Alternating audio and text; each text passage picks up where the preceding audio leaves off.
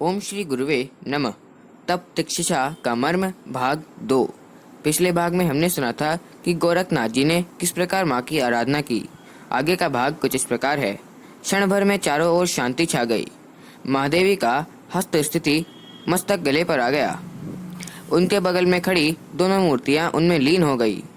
वे दिगंबरा निरूपा अब पाटर अरुण वस्त्रों में किंचित श्याम वर्ण लिए त्रिपुर भैरवी बन चुकी थी। शंकर हृदय स्थिरता करुणामयी अम्बे। गोरखनाथ ने सविधि स्तवन किया, किंतु वह रूप त्रिपुर सुंदरी नहीं बना।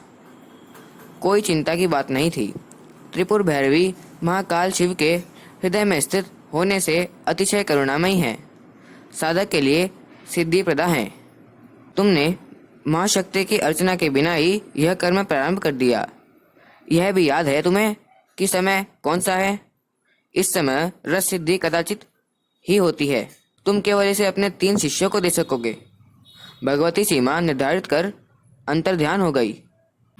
रस को संस्कारित करने तथा श्रम संकट को जिसने स्वीकारा, उस कौमारी शक्ति को तो वंचित नहीं किया जा सकता। सिद्ध रस के सेवन ने उन्हें अमर योगिनी बना दिया। विभिन्न योग संप्रदाय के अनेक ग्रंथों में अनेक नामों से उनका उल्लेख है। रसेंद्र का सेवन करके देह सिद्धि हो गई। अब उन्होंने फिर से दामोदर कुंड के पास एक हिमशिला पर आसन लगाया। प्रकृति की शक्तियां अब उनकी देह पर अपना प्रभाव छोड़ने में असमर्थ थी। ध्यान में अब देह की बाधा नहीं थी। दंभी कहीं का एक प्रबल अट्टहास के बीच गूंजते इन शब्दों ने उनका ध्यान तोड़ दिया। बिखरी जटाएं, अंगार जैसी आंखें दिगंबर, मलिन काय, भारी भरकम डील डॉल वाला पागल इस निर्जन में कहां से आ गया? सबसे बड़ा आश्चर्य यह था कि वह अपना ध्यान किसी भी तरह नहीं जमा पा रहे थे।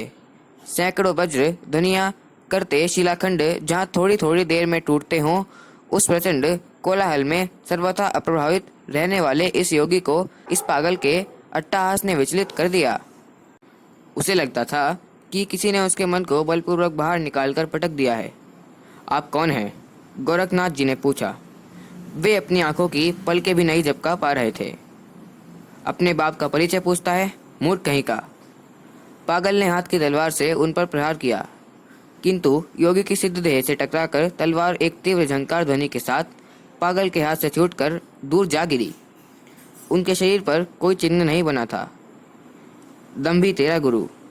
यह पागल गुरुदेव को पता नहीं क्या अपशब्द कहेगा। गुरु के अपमान की संभावना को वह सहन नहीं कर पाए। उनने झपटकर तलवार उठाई और पूरी ताकत से पागल पर चोट की, पर यह क्या? आघात के वेग ने उन्हें स्वयं ही एक हिमशिला पर पटक दिया। पागल के शरीर में से तलवार ऐसे निकल गई जैसे हवा में चलाई गई हो। आप कौन? वह हतप्रम थे।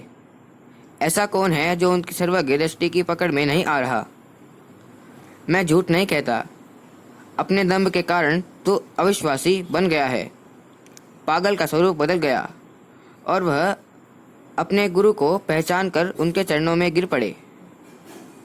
आपको छोड़कर ऐसा शक्ति संपन्न धरती पर और कोई नहीं। उनकी आंखों से झरती अश्रुधारा गुरु चरणों को धो रही थी। वज्रदेह पाने का मेरा गर्व गल गया। मुझ पर अनुग्रह करे देव, मेरा दंभी। माँ को अपने अबोध शिशु की चिंता रहती है और गुरु का हृदय माँ से भी कहीं ज्यादा ममत्व के लिए होता है। तू क्या समझता है? मत्स्येंद्रनाथ को अपना कर्तव्य भूल गया। एक बार जिसे शिष्य स्वीकार कर लिया, उसे परम सिद्धि तक पहुंचाना तो मेरा कर्तव्य था। तेरे हर क्रियाकलाप पर मेरी दृष्टि रही है। छिन्नमस्ता को तूने प्रसन्न कर लिया, पर यदि चामुंडा आती तो? सचमुच आना तो चामुंडा को था। उनकी वज्रदेह पीपल के पत्ते की तरह कांप उठी। शिववत तांडव करने वाली उग्र भैरवी को वे कैसे शांत करते? वे तो कोई मर्यादा नहीं मानती।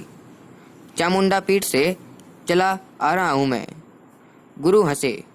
मेरी अर्चा की उपेक्षा वह नहीं कर सकती। शिष्य का मस्तक अपने समर्थ गुरु के चरणों में पड़ गया। किंतु तू दंभी है। मत्स्येंद्रनाथ कह रहे थे, मेरी इच्छा थी कि तू इस निर्जन में थोड़े समय तप करता। तप अपार शक्ति का द्वार खोल देता है। अखंड ज्योति, मई 1991, पृष्ठ 26। ओम शांति।